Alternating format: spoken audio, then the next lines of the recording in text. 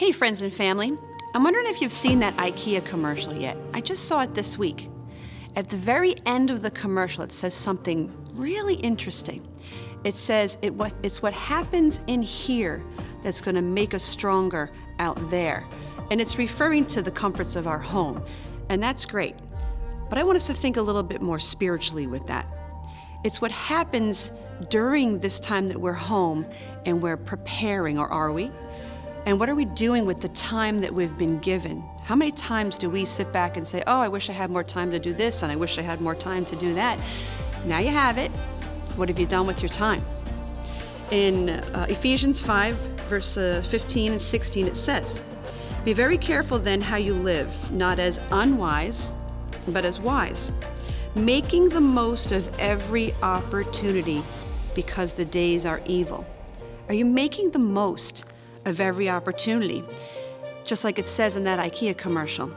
What are you doing with the time in here to make you stronger out there? And I'm not just talking in the natural sense. I'm talking in, are you spiritually building yourself up? Are you preparing by spending more time in the Word? Are you getting time with Jesus? Are you spending time praying for those around you and being a light to those around you? Time is what I'm focusing on here. There's two words for time. We learned this in our Bible study a couple weeks ago. Chronos is one. It's the human's measure of time. So that's linear. That's time on a schedule. That's the time and the clock. Kairos is the word for an opportune time. That's the time that God operates on.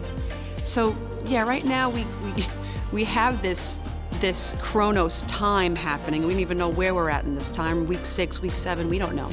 But God wants us to make opportune moments, Kairos time. It's a moment in time that was impacting to those around us. We need to be careful not to put God on our clock. So what are you doing with today? I've been talking with a lot of people and yes, doing some counseling on the phone, and a lot of our issues, my issues, is what's next? What's going to happen after this? Where do we go from here? Guess what?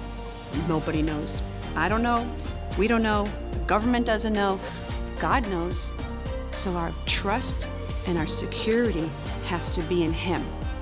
You want to hear a really unique thing about Kairos time? Has anybody ever done archery?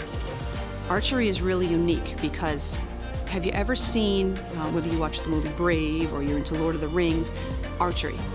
So you shoot a bow and arrow, and I don't think, because I've never done it, but I've seen, archery, you don't shoot directly at the target. That would be linear.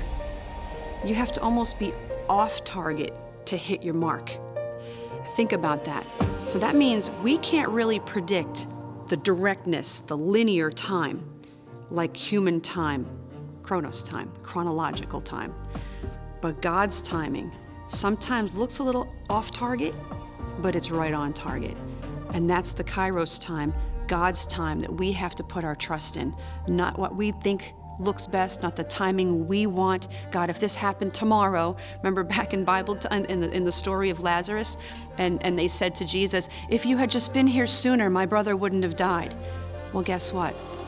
God's timing is not our timing. He actually knew that He was going to raise Lazarus from the dead instead of being there early so that he never died. How much more faith building is it to see someone raised from the dead than for actually to heal someone from being sick?